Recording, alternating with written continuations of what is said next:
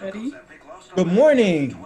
I'm Ty Taborn, founder of the Women of Color STEM Conference and the Black Engineer of the Year Awards Conference, along with my good friend, Dr. Eugene Deloach, the former Dean of the Morgan State School of Engineering. Welcome to what has been an incredible event so far. If you were not on this morning for the breakfast and enjoyed the seminar with our technologists of the year, you're going to get a first bite at the apple or a second bite of the apple, but it was absolutely inspirational, tear-jerking. It was, someone once said these virtual events are like a rose without the smell. Well, so far, this has been a rose with the smell. Our trusted community has truly come together. It's certainly filling up my gas tank and giving me the energy and helping me deal with the isolation and all of those other issues that I know each and every one of you are going through. Somehow we're making this happen, and the intensity of this event is incredible. So I do hope that you're here tonight when we celebrate our Technologists of the Year and what I know will be an incredible program.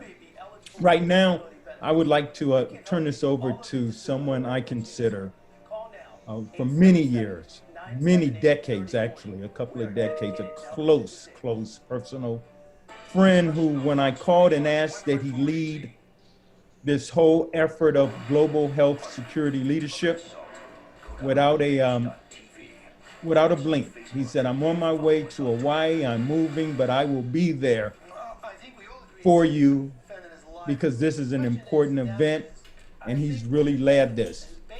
He is the former 36th Surgeon General of the United States Navy. He is taking care of our men and women, our war fighters.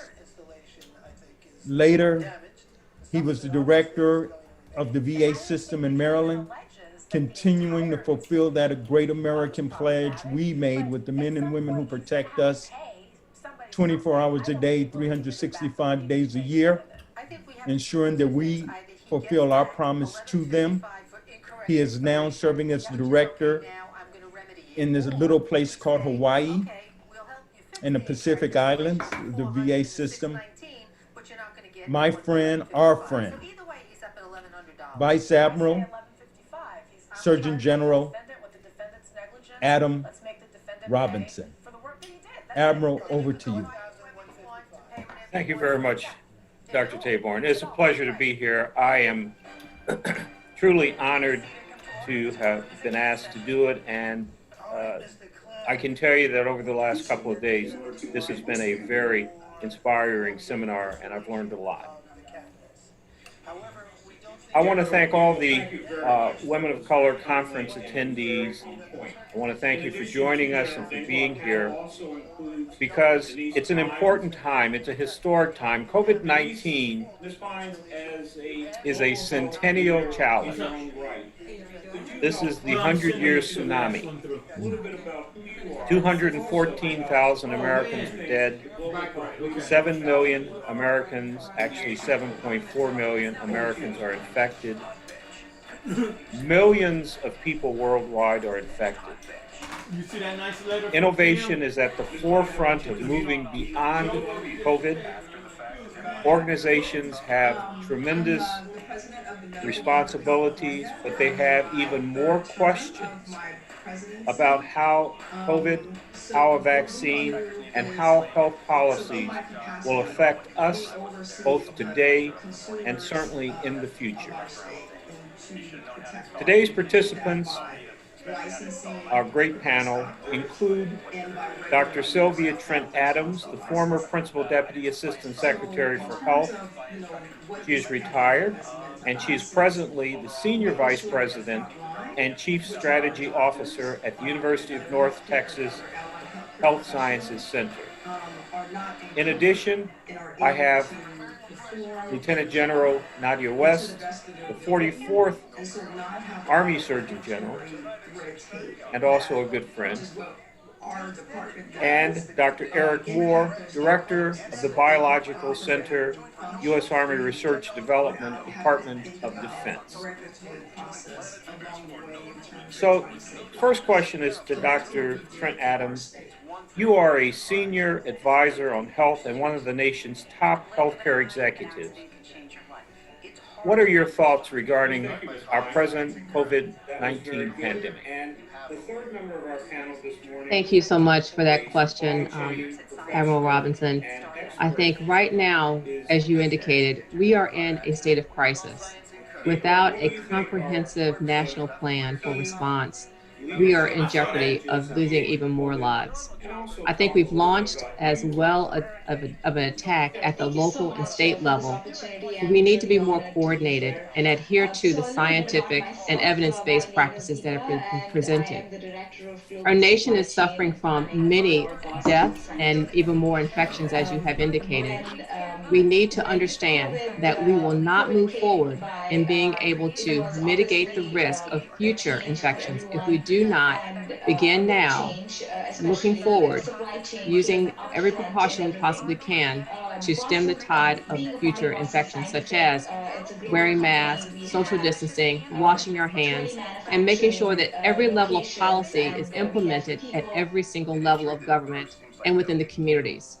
Community spread has been a major factor as it relates to more deaths and infections in underserved communities and those living with underlying health conditions. As we've looked at the national scope of many of these issues and many of them underserved communities, we know that there are now lingering deaths and even more that have been unreported. We must be vigilant in our ability to share data, collect data in a systematic way, and making sure that our labs have the capacity, that our healthcare providers have PPE, and that we're doing everything we possibly can from a public health standpoint to message consistently, and message with meaning so that everyone can understand it at their level of engagement. I would go on to say that we have done a great job of making sure that the policy community is coming together. We need to make sure that the policies that we develop are in keeping with the understanding that at every level of the organizations where we work, live, and play, need to have messaging and have the ability to share with those individuals that they have influence over to get the message to those at the lowest level of our communities.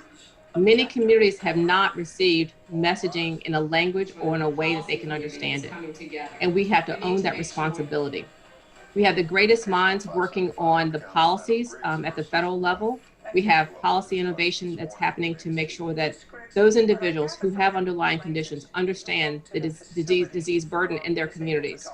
We want to make sure that we use every tool we possibly can to empower providers to meet their patients where they are and to serve those that are coming into their facilities, have safe and effective treatments that are available to them. The defendant pulled up in front of her gates, which I assume open automatically. I have a button in my car and it opens automatically, yes. Would you go over to that photograph? Thank you, Dr. Trent Adams. I'm slow this morning because sometimes it takes me a while to drag that arrow over to the unmute bar. Next on our panel is Nadja West. Nadja, what do you have to say about? General West, what do you have to say about the pandemic and your thoughts of it as you've left the Surgeon General's chair, but now you're in private sector and in healthcare? What are your thoughts regarding the COVID-19 pandemic? Well, thanks, Admiral Robinson. And of course, you can call me Nadja. Like you said, we're friends and go way back. So really appreciate the opportunity. And I also want to just say what an honor it is to participate in this conference and specifically in this panel that's addressing what I believe is an extremely important topic of preparing to innovate in the whole global health security context. And as we've seen, the medical community is no stranger to innovation. From the Hungarian physician, Dr. Semmelweis, who in the 1840s proved that simple hand washing saved lives of women who were dying of childbed fever, all the way to Alice Ball, a Black chemist who in 1915 actually became the first woman and African American to graduate with an MS degree in chemistry from the College of Hawaii. And at the age of 23 discovered a life-saving treatment for leprosy, something as a dermatologist that's very important for me. So those were monumental discoveries, but it took years, if not decades, for those innovations to become widely adopted. And in the current environment where globalization has facilitated the rapid transport of infectious agents anywhere in the world, we really don't have decades or even years to disseminate evidence-based best practices and remedies. And that's why, to your question, Adam, that's why I wanted to briefly introduce three topics that I think are really important to prepare ourselves to innovate. First is how healthcare professionals lead in this environment. So we all know, and that's in the public sector and in the military, private sector, wherever you are, we know that leadership is the activity of influencing others by providing that purpose, direction, motivation to accomplish the mission. And it captures the essence of what we're supposed to do as leaders and implies what we should know and what we must be. But in this environment, I think, again, basic tenets apply in any environment, but in this current environment, what a leader must be is much more important. And that's, of course, being a leader of character that your people can trust is more important than ever, where there's isolation, dispersion, the alteration of information distribution methods characterize the day. The attributes of agility and adaptability are key, as well as what we're hearing about now with humility and empathy. Being comfortable that you don't have all the information and all the answers is critical. Understanding the strengths of the members of your team and what skills they can contribute and truly including them is critical.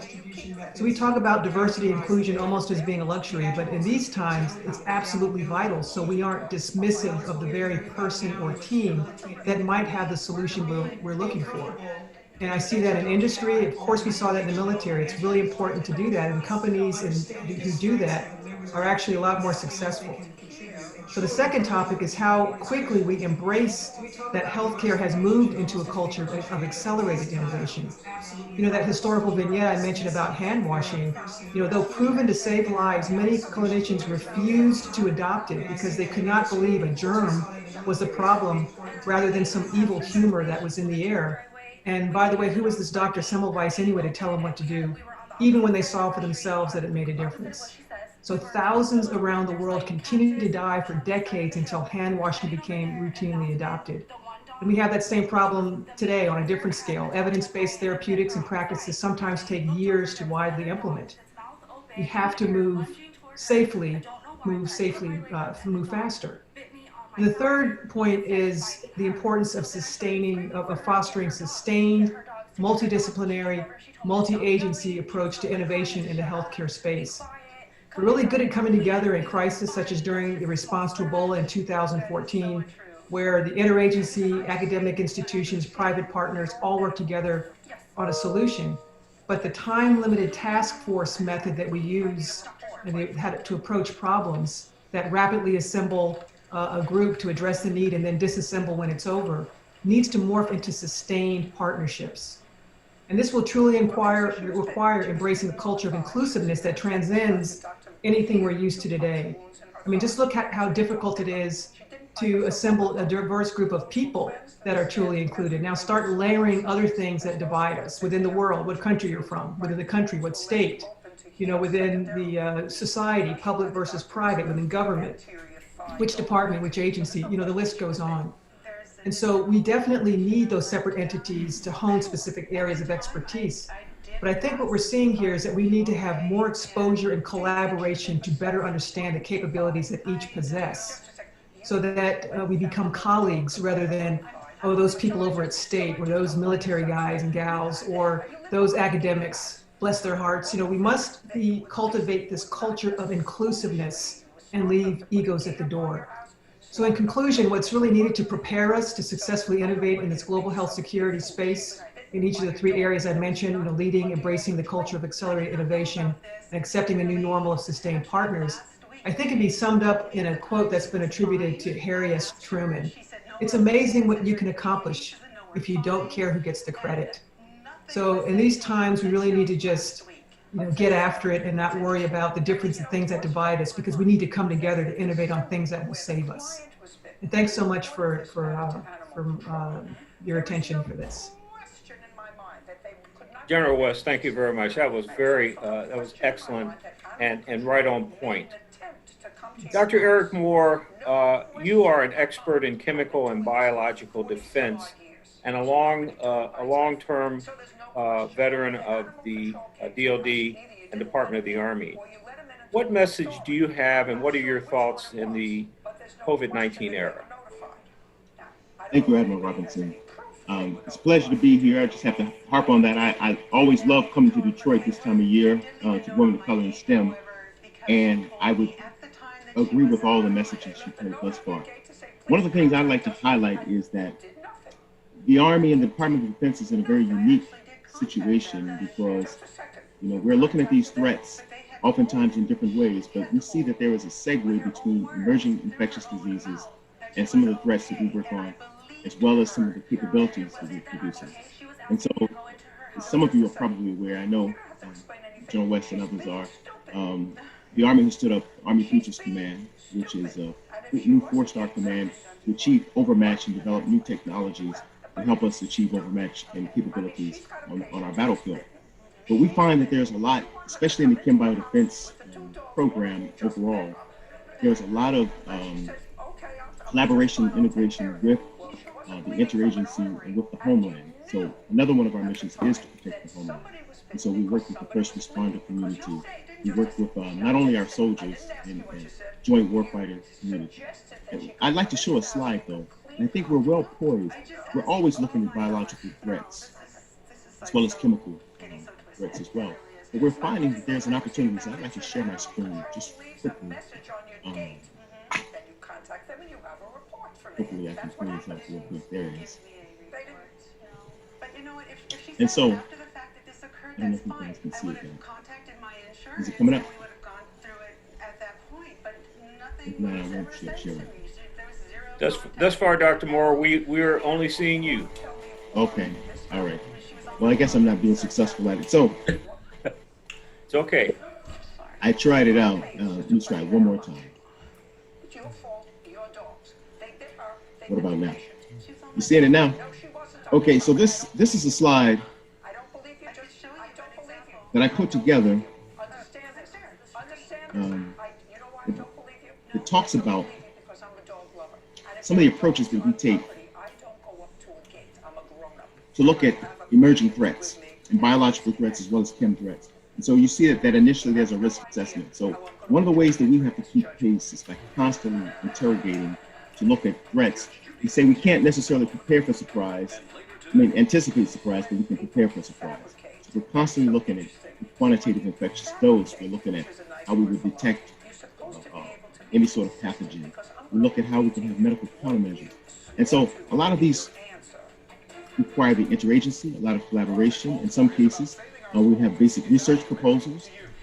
We have a lot of initiatives at our HBCUs and MSIs.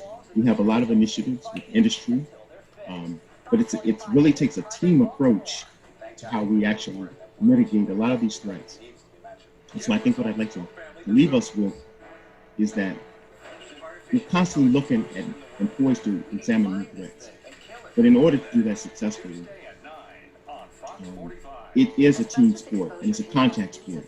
So we need a lot of folks looking at the kind of future that we have. Fortunately, though, our technologies are really taking us further if you look at the innovative side.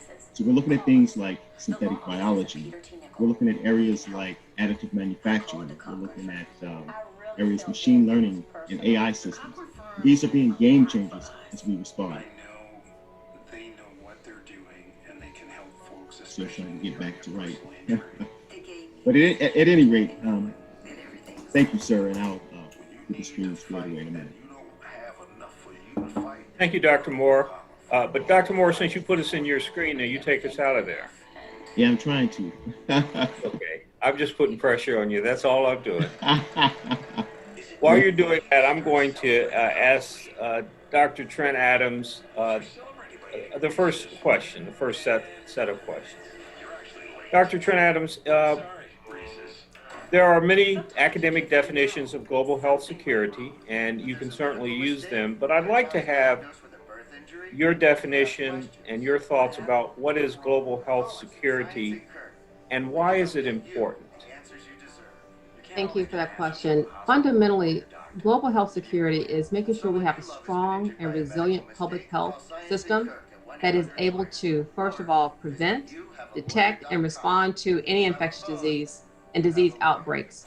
Um, and I personally, I see it more globally, not only as it relates to infectious diseases, but in this day and age, also chronic disease, because chronic diseases have also played a major role in how we have responded to um, the COVID-19 response. We know that when individuals with underlying health conditions, chronic diseases, are infected with COVID, they typically have a poorer outcome, a longer trajectory of disease, and are more likely to come from underrepresented minority populations.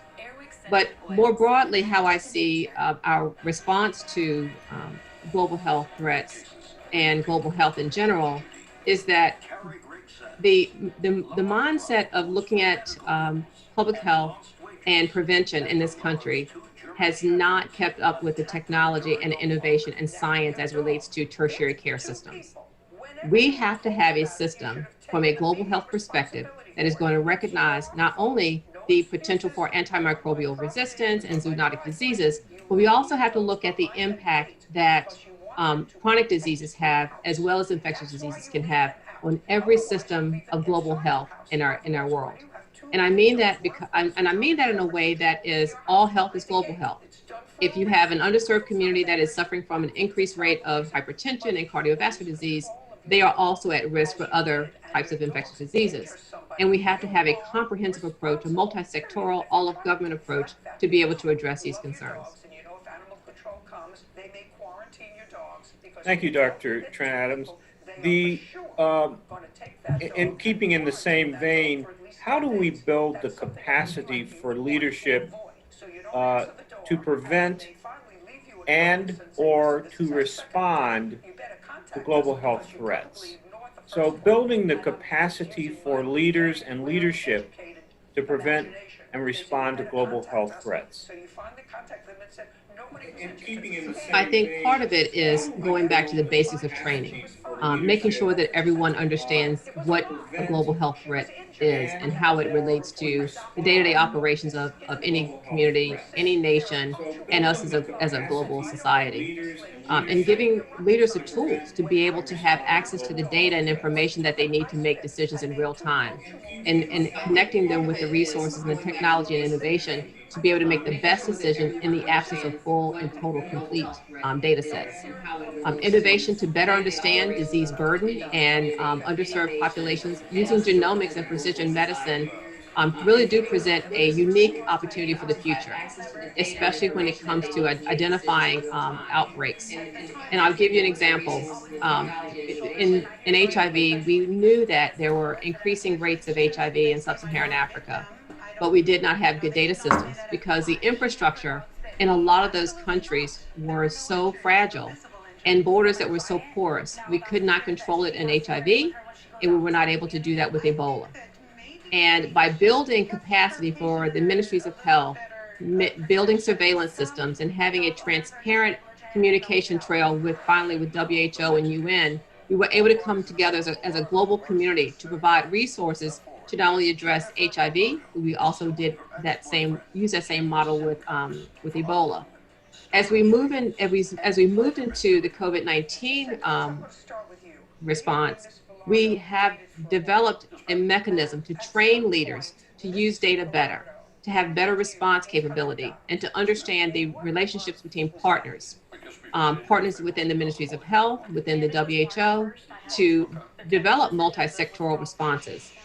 We cannot go into the healthcare environment and think that we can only use healthcare workforce to solve our problems.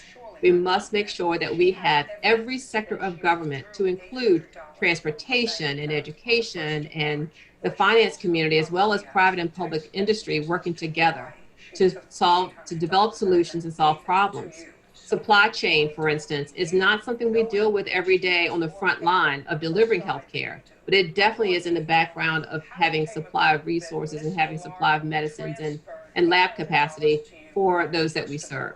So I think that in order to build a strong, educated leadership cadre to be able to address these types of global health capacity problems, we must have capacity to develop those skill sets early in their career, make them aware of where resources are to help them grow and develop in these areas, and have that mindset of constantly learning and changing and innovating along the pathway of building a healthy whole health global health response team. Thank you, Dr. Trent Adams. This is for Dr. West. How do we strengthen the workplace and other organizations against global health threats? From heart attack and stroke. VASIPA is clearly different. First and only FDA approved. Celebrate less risk, even for those with family history.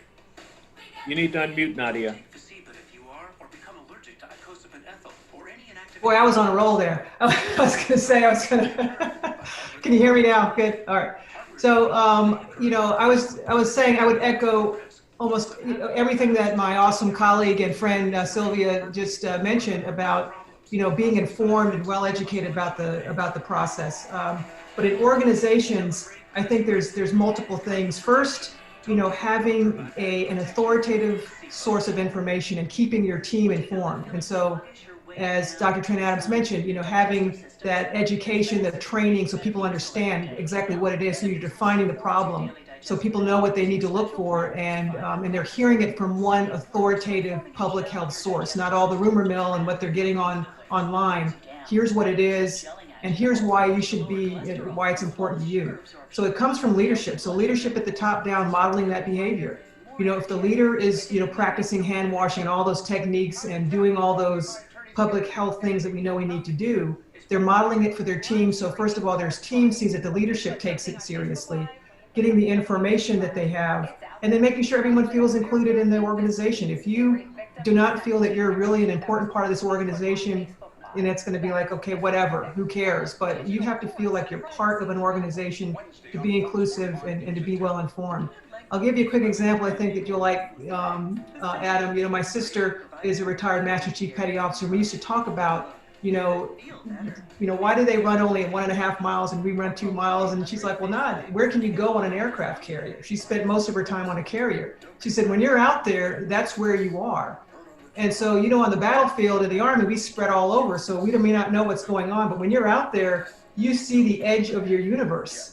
And everyone has to be committed to the safety of that vessel and the integrity of it, because otherwise, no matter your rank, no matter your age, no matter your ethnicity, where you're from in the States, you are all on this thing together, and you all have to be prepared and keep each other safe. Because if one of y'all gets sick, then all of y'all. If one of you is not, does not have the resources that you know what you're supposed to be doing, if what your job is on that vessel, you're putting everyone else at risk. So there has to be that ownership. And how do you make sure people understand that ownership? That's easy to see when you can see the perimeter of your universe. How do you get that in an organization when you're spread out? So I think having that ownership, being informed, where everybody feels that they're part of a team and they all have a mission and a purpose on that team. That was a great answer, and it was great because you said Master Chief Petty Officer and carrier, so it couldn't get better than that. That's right. Here's another question for you.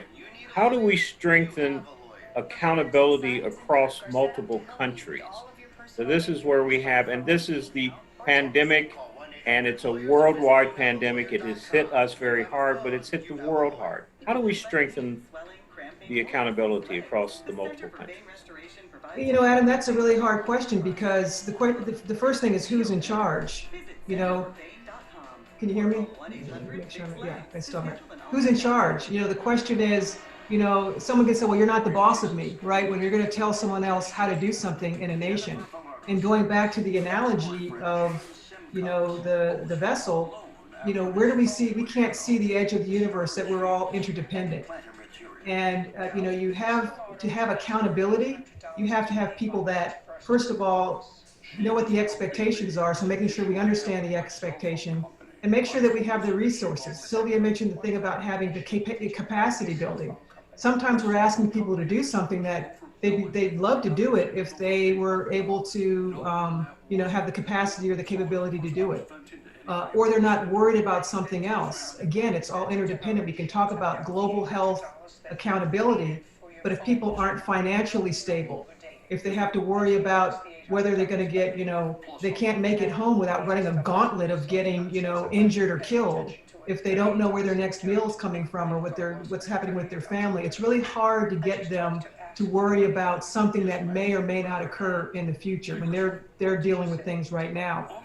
Back to the analogy on the ship, everybody has their health taken care of, right? All the sailors know that if they get sick, they can go to a place and get care, no matter who they are, no matter their rank, no matter where they're from.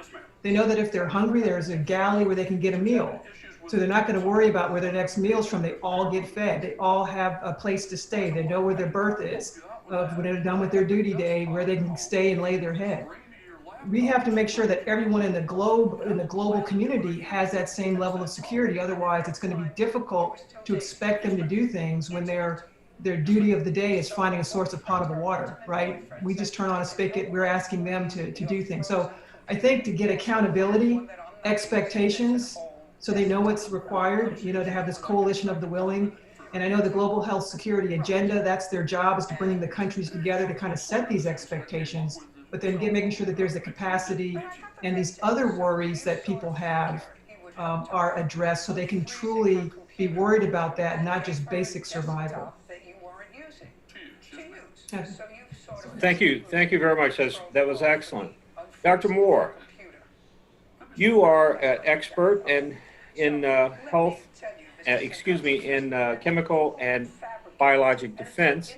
And what do you think are the health security risks that we face today, the global health security risks?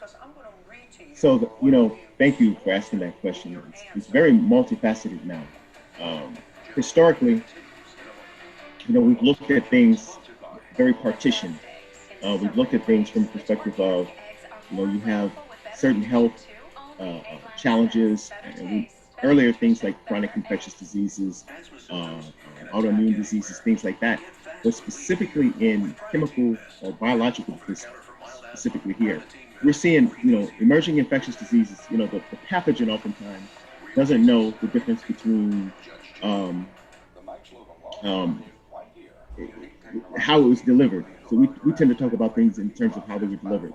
And so not only we're talking about the pathogen and how it was delivered, but we're also looking at, so emerging infectious diseases is always going to be more likely to impact our warfighter community than biological and chemical weapons.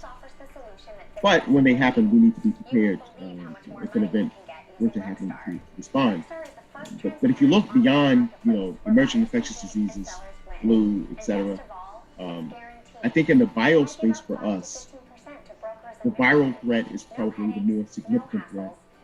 Obviously, bacterial threats are still on the list because of antimicrobial agents and antimicrobial resistance, antibiotic resistance, things like that. But specifically for us, we're starting to look at other domains as well. I'll give you an example. So we talk a lot about bioconvergence. That's the convergence of physical, biological, and computer technologies that are inspired by nature. So a lot of folks within the Army today and the Department of Defense are talking about synthetic biology and the advances in gene editing, which have made it more likely that threats can be generated. But these are also outstanding technologies that will shape our future bioeconomy.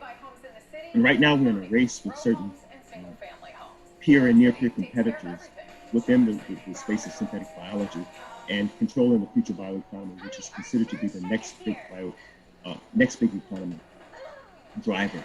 And so when we start thinking about it like that, as things converge, as capabilities, this whole implication of what we historically call dual use is a factor still. And so a lot of folks are going to be in that trade space. A lot of folks are going to be using these technologies every day. And so as that occurs, it does have implications for our global health security. In addition to that, we're also seeing some really significant and interesting things that historically we had never seen before. I'll give you an example. There was a group of young graduate students who actually wanted to see if they insert malware into a genetic code. So this DNA sequence was actually being run through one of the PCR machines. They were actually able to insert malware on the computer system. We're also seeing other sorts of new developments in terms of not only just biosecurity, but also this biocyber threats as well. And so folks that are exploiting some of our health records, folks that are exploiting some of our DNA sequence data, et cetera. And so I think the world is changing in such a way that we're going to see some technologies converge in some very interesting ways that we hadn't, which really means we're going to have strong multidisciplinary teams of people who have historically not necessarily worked in this trade space, but we're going to all have to come together because the way we look at the threat of the future and the risk are going to be very different. Thank you, Dr. Moore. Another question for you, and it's in the same vein, and that is, how do we improve research, data, and information sharing across global partners? Sort of another slant on Dr. West's question, but how do we do that? How do we improve our research, data, and information sharing? So I'm going to speak about it from just a few experiences that I've had, both being in the Army and outside of the Army. So for one, I'll give you an example. As I've led a number of these international engagements where we've actually had to work with some of our foreign partners in the interagency, one of the things that I've noticed is that we definitely need to have common platforms, shared equities, and shared investments to work together. Oftentimes when we work with international partners, the United States is footing most of the bill for some of those. Where I've seen it work very well is when nations are actually having shared investments and prioritizing specifically the areas that they're going to tackle from a research perspective. Another thing that I've noticed is not only defining those key priorities, but also having consistent touch points with each other. Consistent meetings, consistent using telecommunications devices and whatnot, and especially if you're looking throughout industry and foreign nations as well, whether we're talking foreign governments, foreign nations, foreign industries, having those meetings, those common touch points, it can be a tremendous challenge just having a meeting with some folks from Canada, United States, England, and Australia, getting everyone synced up on the right time zone. But in addition to that, I think as we share these investments and look at the common platforms that we need, within our own government, of course, exploiting the interagency, one of the weaknesses that I've seen throughout the COVID-19 pandemic is weaknesses in terms of the manufacturing base in the nation. Also, sometimes we work pretty well together during a crisis, but sometimes we have to re-educate ourselves every time we get a new crisis in terms of how to work with the interagency better.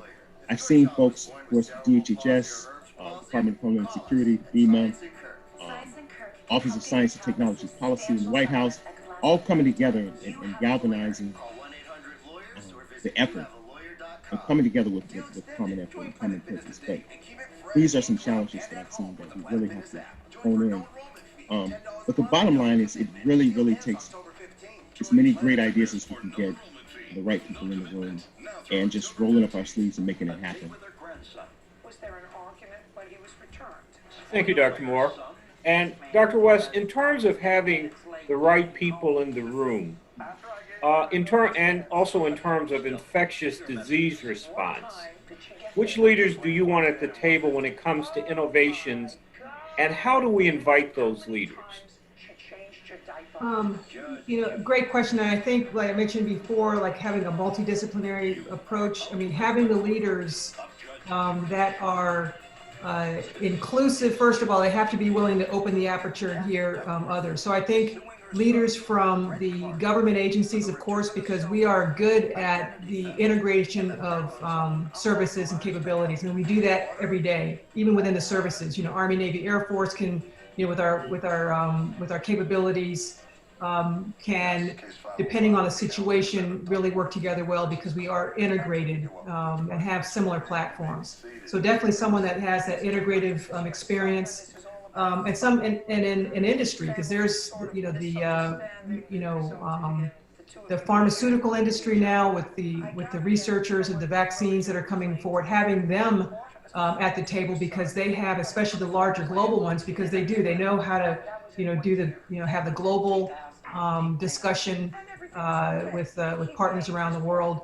And then someone that is really familiar with the supply chain and transportation. Again, that's back almost in the military lane, because there's really we do that at scale. We have to, with the missions that all of the services have and the different capabilities. And then academic institutions, because they, and academic researchers, they coordinate, collaborate, around the world to see what the latest information is, and are familiar with doing that in their forums. And so I think those types of leaders, I think, would be, and then of course government officials. It's really important for them to understand the importance of this. And we're seeing now with the fragmented nature, because of the way that our government here is developed. You've got the primacy of governors, and so now you have things that cross boundaries, that that cross political boundaries and state lines and boundaries.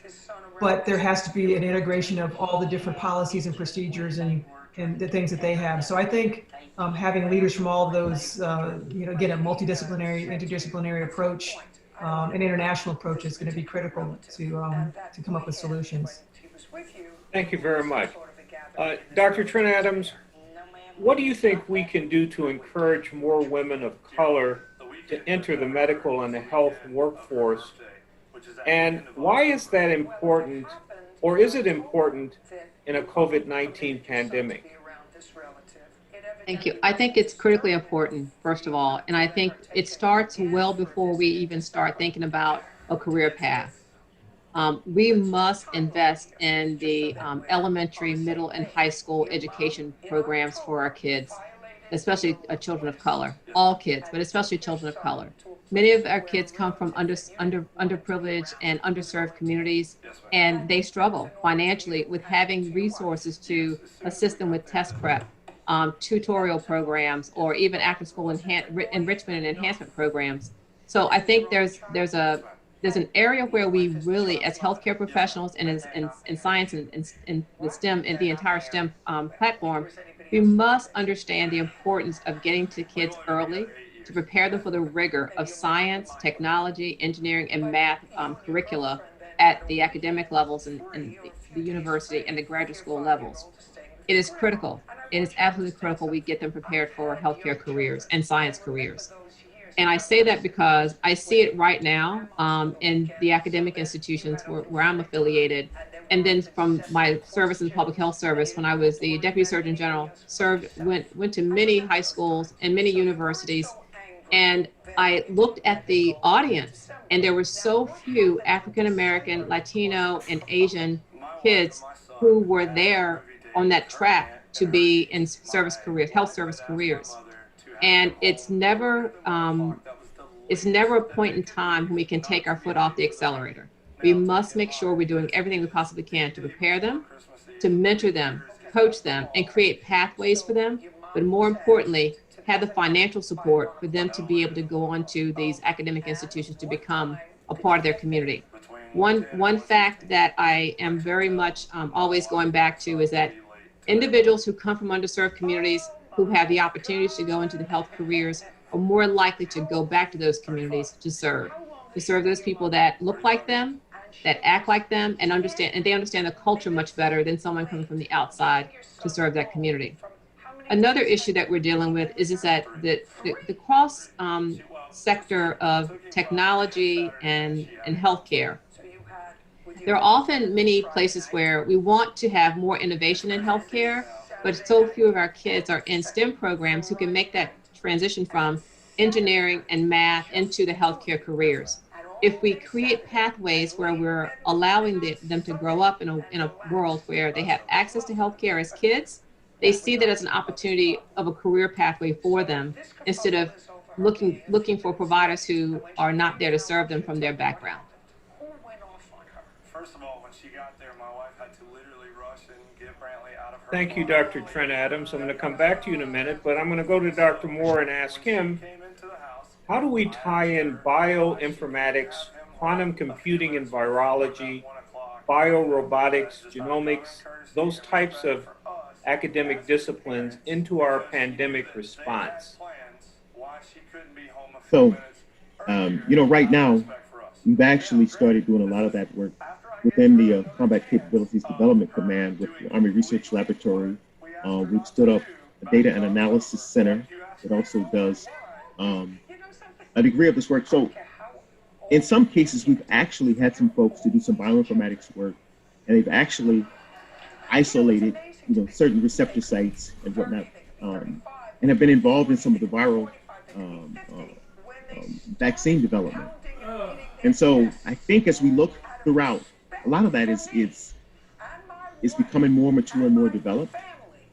I think the race, through Operation Warp Speed to get to a vaccine candidate has put everything on the table that we historically wouldn't necessarily would lag behind, I would say.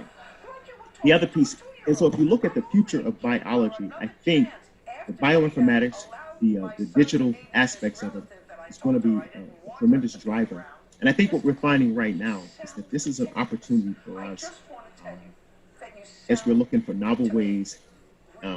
Sometimes what happens when you have an emergency, not only do folks come together and work harder, but you kind of relax. We don't relax the standards in terms of safety and whatnot, but we're so desperate to find a solution that we're open to ideas that we can normally do. But definitely, that whole bioinformatics piece, as a matter of fact, we've been reaching out to a number of folks in synthetic biology, biomanufacturing. I'm actually happy that not only some of the majority institutions, but a number of HBCUs and MSIs have stood up new programs.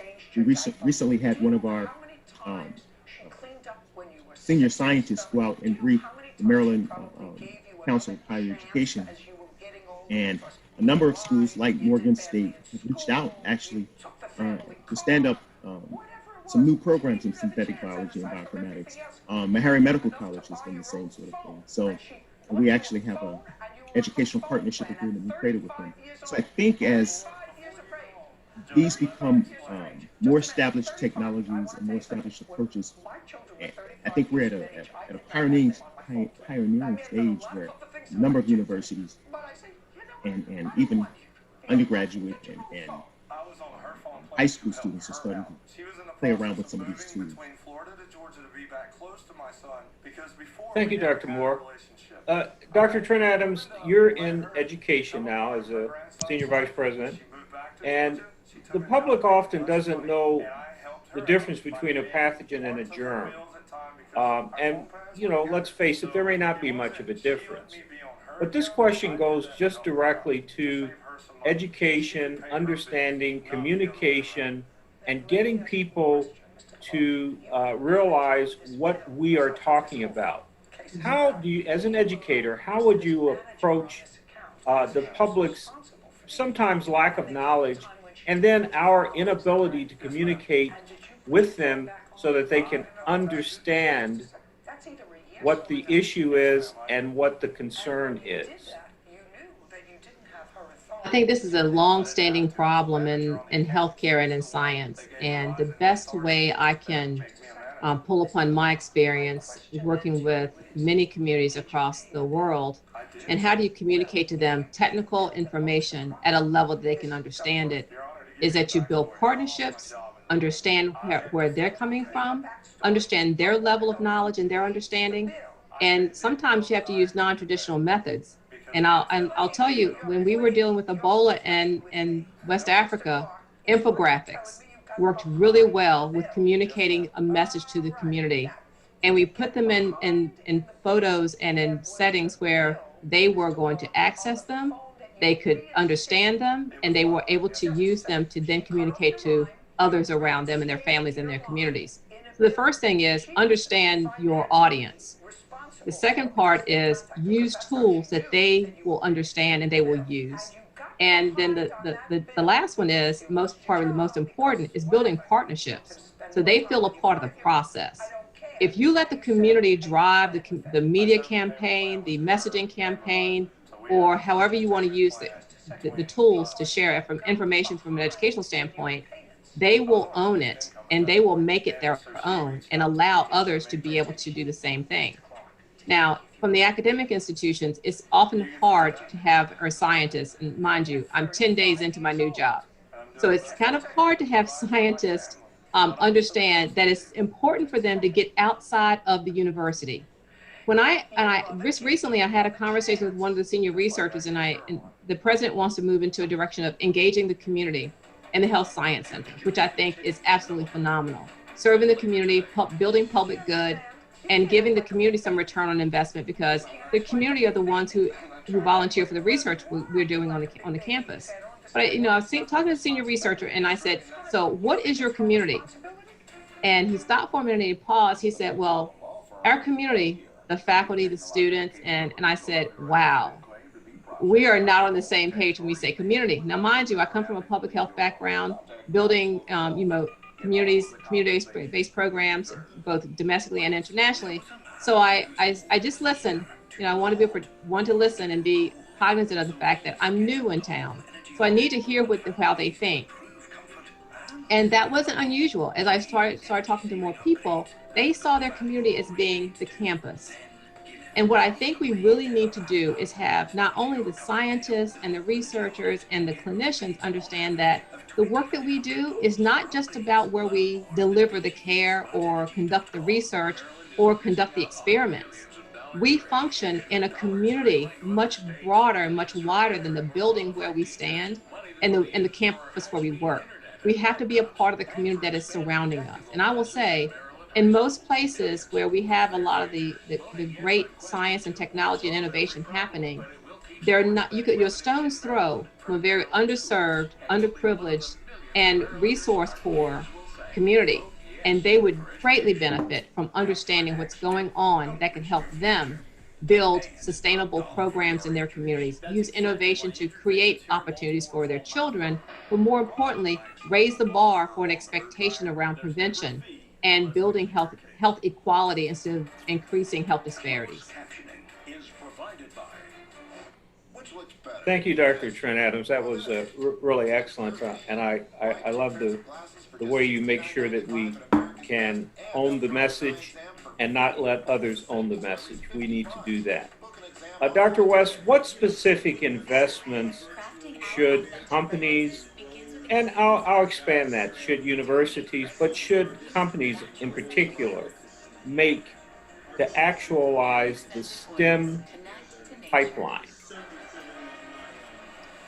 I think, first of all, acknowledging that that's important, because with everything going on in the social context now, there has to be an acknowledgement that there's been disparities for a long time, that certain individuals, certain groups were not afforded the opportunity to be part of the discussion. And so acknowledging that, and then, communicating with, the communities that you're part of. And some of the companies do actually, do that very well. And for example, I'm on a board of Nucor, which is a steel company. And so they are really trying to find, it's not an area where there are a lot of women, because, again, in the steel industry, you think of, the metallurgists, there's a lot of the chemists, you believe it or not, there's a lot more than just, pouring hot stuff and molten things and making it into forms. There's a lot that goes into that. And so they realize that there needs to be more of an information campaign, that there are opportunities in those areas. And a lot of them do have partnerships, like for example, with some historically Black colleges and universities, to get additional individuals that aren't represented in that area even interested in those areas. And then starting early, as was mentioned, in these communities. I had the opportunity when I was the manager of MedCom to visit Case Western Reserve, which is a medical school in Ohio that actually had a program that worked with the local schools and had some of the 5th, 6th graders that actually had classes inside the hospital. I mean, this was a few years ago. I don't know if they still have it, but what a great initiative, where some of the classes that they conducted, so they could actually see what was going on in a hospital, and they would go visit the radiology department, so they could actually see a pathway.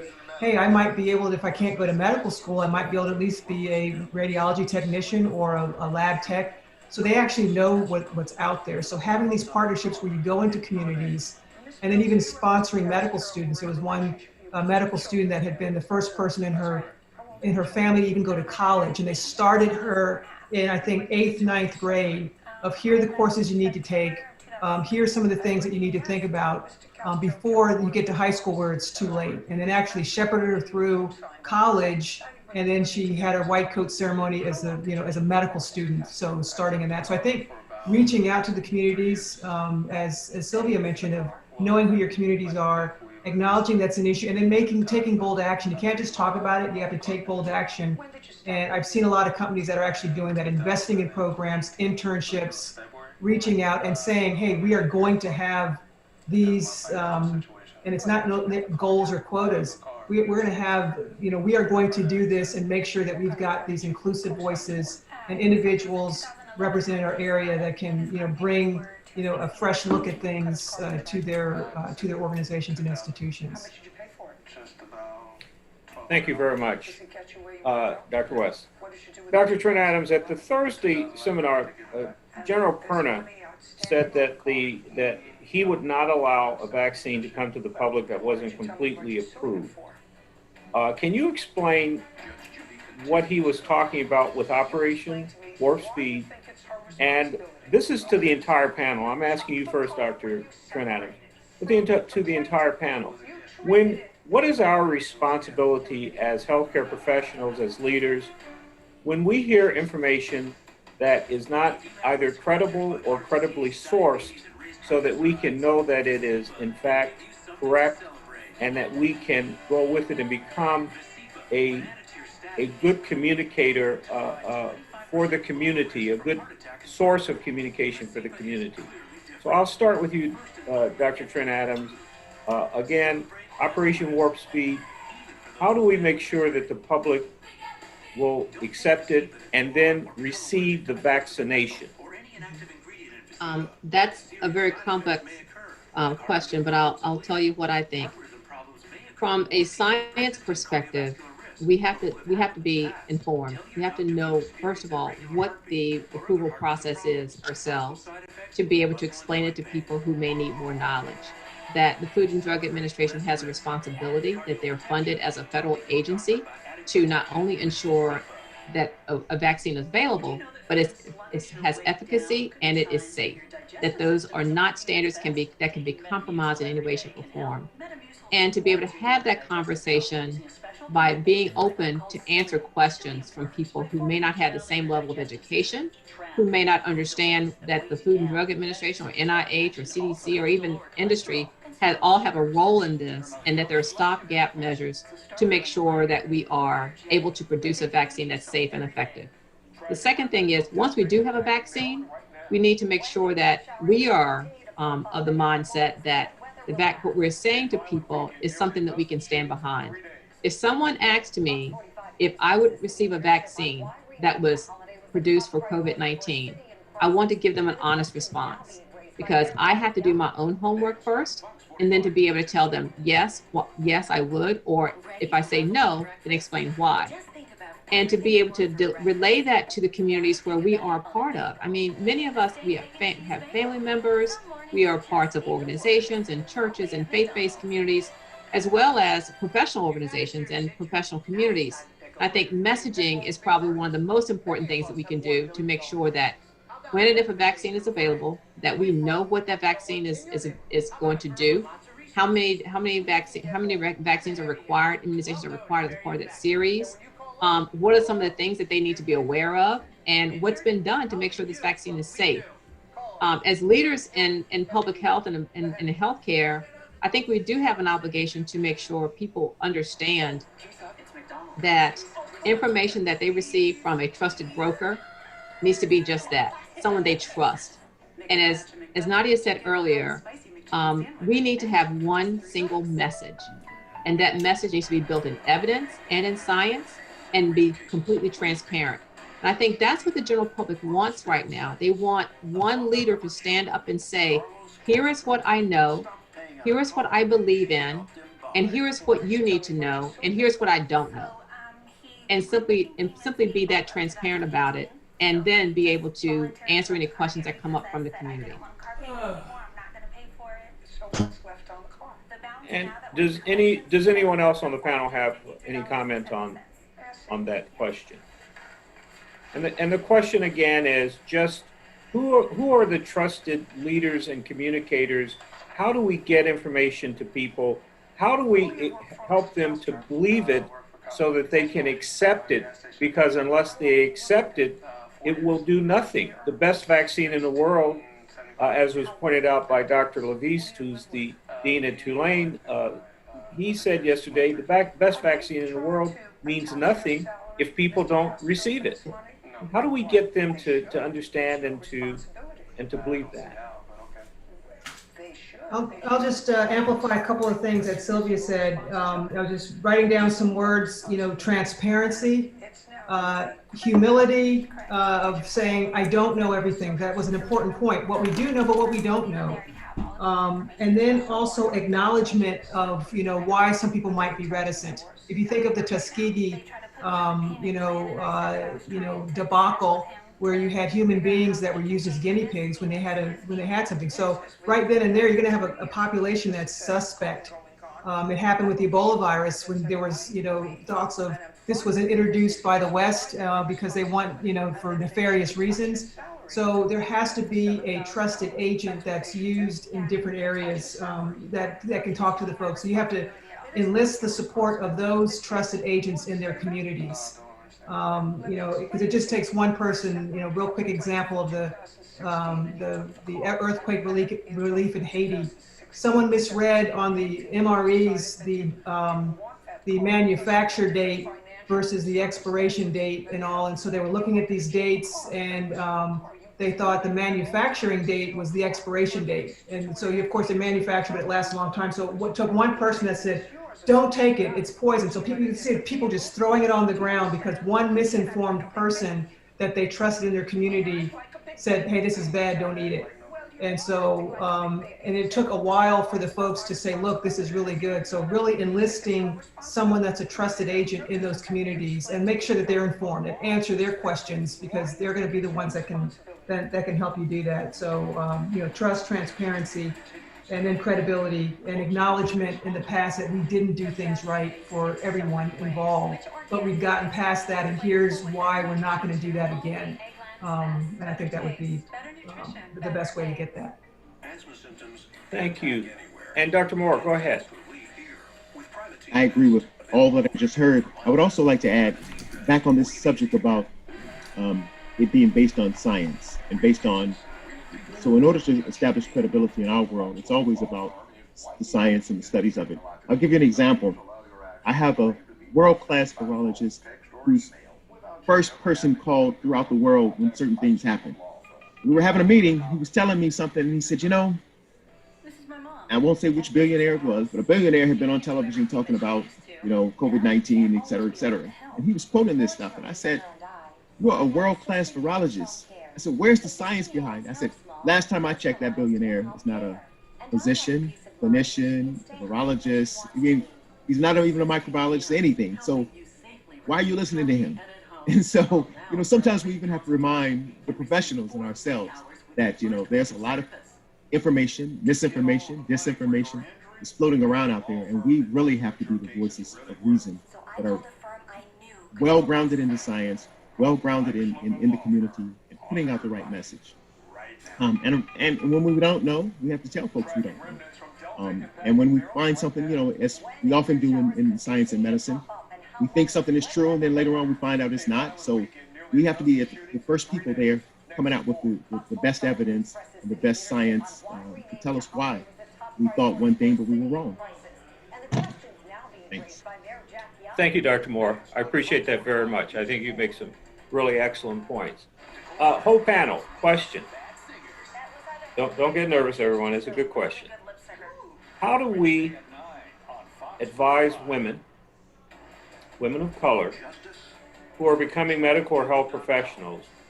What advice do you have for them, not just in the COVID era, but certainly in the COVID era?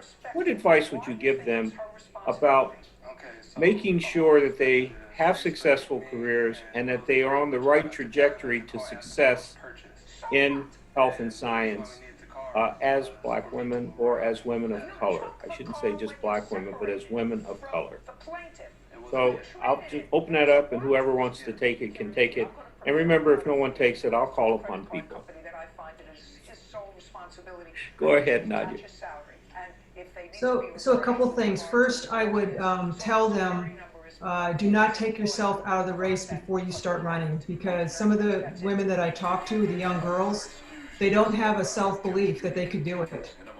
So because they don't have examples, they've not seen examples, they've been told by individuals that don't know any better than them that they can't do something. And so I tell them first, have confidence that you can indeed do it. And then of course, learn everything you need to know to go down that path that you want to. Get mentors. Ones that look like yourself are really important, but ones that don't are important as well. You'd be surprised at the number of people that are rooting for you and that can provide, great information on what you want to do, especially if there's not a density of those types of individuals in that field. Coming up in the Army, there weren't a whole lot of women in front of me, especially at West Point. There are not a whole lot of women, not a whole lot of African American women. There were 2 in the class of 80 and 2 in the class of 81, and I glommed onto them like glue when I first showed up.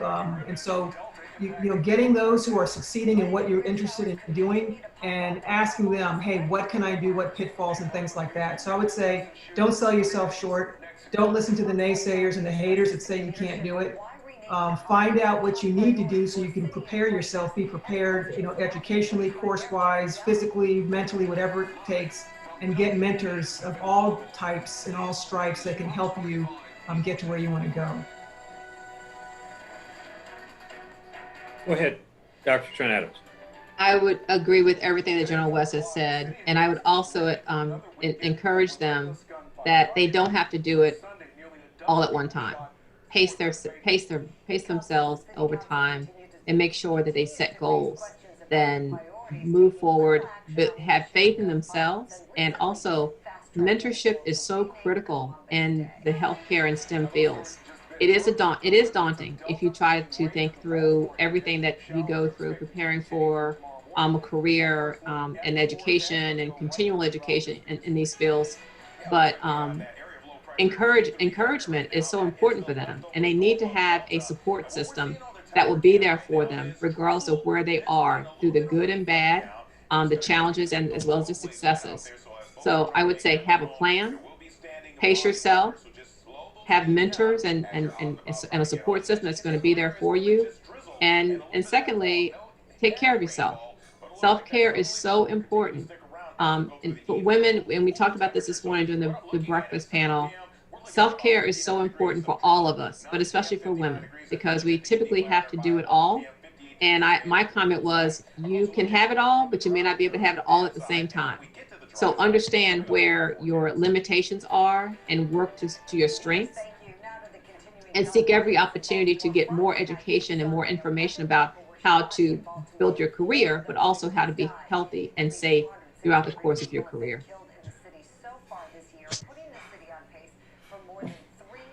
I would just add that, being resilient and not taking yourself out of the race too soon. I see so many of young women who have really promising careers, who are very bright, and they may walk into the room, there's a bunch of men in there. Sometimes the men don't look like them, they're much older. And when they walk in the room, they get a cold vibe, they get a cold chill. But just find one person who's receptive, one person who's shaking their head and smiling. Oftentimes when you're giving a presentation, you can tell, because some folks are looking at you with a grimace on their face and other folks are kind of smiling, shaking their head. So the minute you find someone that's supportive, build those relationships. And the people who don't accept you at first, don't just count them out. Oftentimes when they see what you can do and what you can bring to the fight, they'll come around. But I would just say, be resilient, find good mentors, and don't take yourself out of the race too quickly. Thank you very much. The list of considerations that you have put together, I'm talking about the entire panel, and I can say this because Erica Watson, who's our wonderful hostess here today, has been typing them to me, is really phenomenal, and so we'll use them. So all of you are going to be used in the future in terms of trying to help our women of color to not take themselves out of the race and to get the mentors and to take care of themselves and to do all the things that you've said, and I really appreciate that. We're coming close to the close, and I'd like to, first of all, say something to this panel. The first panel I did this morning was really phenomenal. And I must tell you, I said, oh my goodness, I'm sorry because I don't think I can get better than that one until I got to this panel. So, and I'm not putting you on. I mean, you have been really excellent, and I appreciate it. And the diversity of information you're giving, from a basic scientist and a chemical and biologic expert to an educator and a healthcare professional to a former Surgeon General to a former public health Deputy Surgeon General, HHS, DOD, Department of the Army. My point is that we are just really living what we are talking about in terms of diversity. Thank you very much. You have been a wonderful panel who have given us your thoughts and your expertise and your opinions based upon your backgrounds and also what you know and your experiences. It is also clear to me that when preparation meets opportunity, the synergy that it produces is excellence. And with that, it's also clear that old ways of thinking, how we have normally gone through life, the outdated beliefs that we all have, the myths which we have to do away with, we have to give those away, and we need to look at diversity, and we need to look at inclusion, because those two things are really the truth and how we should be living in our world. And that is because the truth is simply this: we must be allowed and encouraged to participate, develop, and mature in order to produce for our planet, our home, global health security, but most importantly, we must be able to live, love, and work with one another and trust one another in order to progress as human beings in this world. So with that, I thank you very much for a wonderful panel. I would also like to thank again Erica Watson, who is a PhD candidate, who is a wonderful colleague with me, who is typing and giving me, and this chat box has been blowing up in front of me the whole time. And, you know, I'm old and I'm trying to keep up with the chat box and what you're saying, but I'll tell you, she's really good and I really appreciate it. So thank you very much. I see a hand up. So I think that means that somebody wants to talk. So is that you, Nadja? No, that was a clap. I was clapping. That was a virtual clap. Okay. So you see, I got to get this nomenclature right. But you know, I had problems with it back in organic chemistry. So why should I get it right now? Do you understand? Listen, thank you all very much. I'm out here. It's been a sensational panel, and you have really helped us to understand what and who we should be in this world. Dr. Taborn, thank you too, because without you, we couldn't do these things. Hands are tied in many ways because most gun legislation needs to be passed on the state level. It has now been more than 3 months since the Columbus statue in Little Italy was toppled and thrown into the harbor. No arrests have ever been made. Well, today we learned that statue was so badly damaged it will have to be rebuilt entirely, and it will not be going back in Little Italy. Shelley Orman is live with a look at the work underway and who's paying for it. Shelley? Yes, and right now it's being worked on at an artist's studio on the Eastern Shore. It is a month-long process, and because of the damage, it is going to be entirely rebuilt. Little Italy's Christopher Columbus statue is now in about a dozen pieces. One day, they tore down something that took years to put up there, and I said to myself that I'm not going to allow that. Tillman Hemsley led the charge to pull those pieces out of the inner harbor.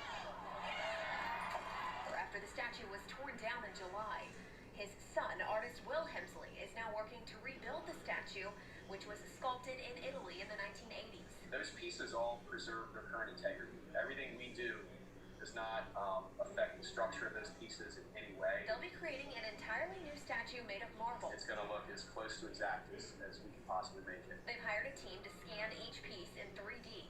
Those images will be stitched together digitally, and another company will create a mold. We step in and we literally sculpt the corrections to the piece using details from the original, photos, the maquette as a reference, and then we'll create a mold of that. The new statue is going to be formed with marble dust. We're filling it using marble dust and a composite binder.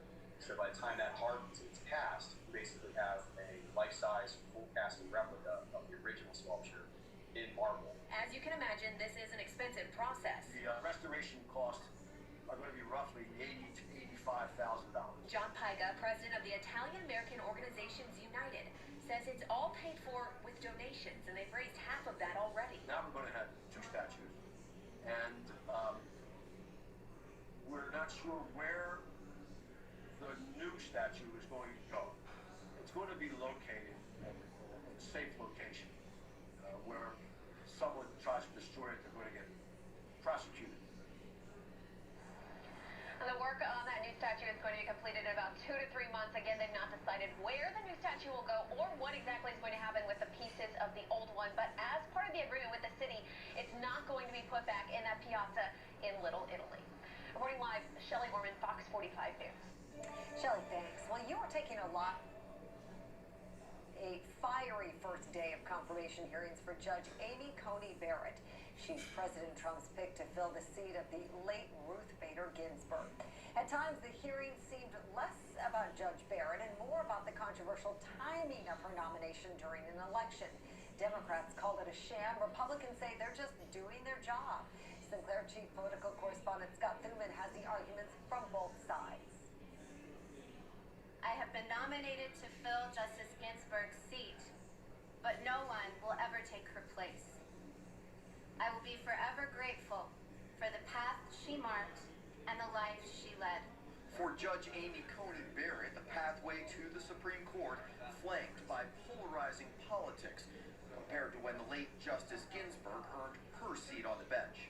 Apparently just about every Republican voted for her. Her good friend on the court, Justice Scalia, I think got 97 votes. I don't know what happened between then and now. Republicans first announced their intention to fill Justice Ginsburg's seat just 1 hour after her death.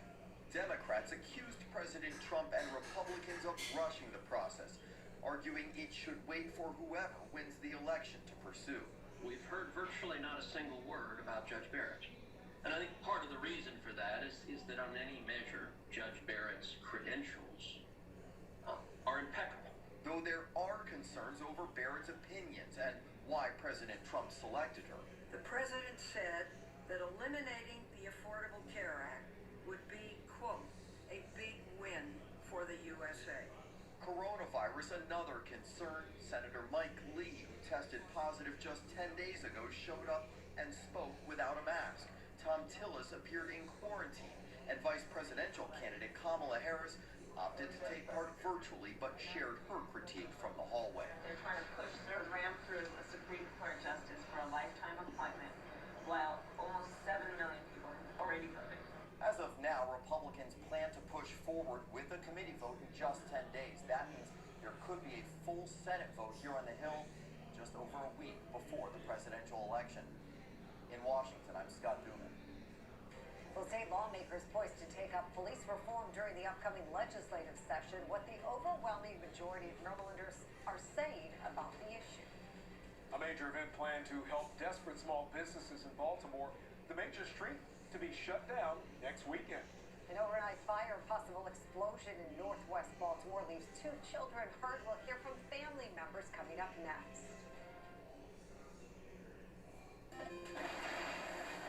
Greetings, mortal. Your journey requires Liberty Mutual. They customize your car insurance so you only pay for what you need. Wow, that will save me lots of money.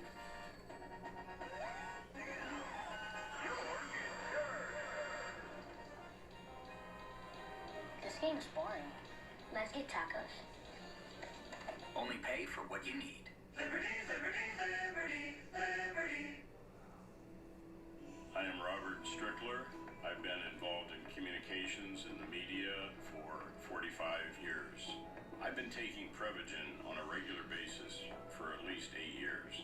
For me, the greatest benefit over the years has been that Prevagen seems to help me recall things and also think more clearly. And I enthusiastically recommend Prevagen. It has helped me an awful lot. Prevagen, healthier brain, better life. LeafGuard has over 1 million satisfied customers, and if you're tired of cleaning out your gutters, why don't you call LeafGuard today? We can eliminate dangerous weekend chores with our patented one-piece seamless system. Let me keep your gutters clean forever. We're going to bring our factory on wheels right to your house, custom build the LeafGuard system. It's a seamless system, none of those rusty spots, and it's earned the Good Housekeeping seal 15 years in a row. And remember, LeafGuard is 100% made in the USA to help keep America moving. And now more affordable than ever. $99 down, $99 a month, and $99 installation on a complete LeafGuard system.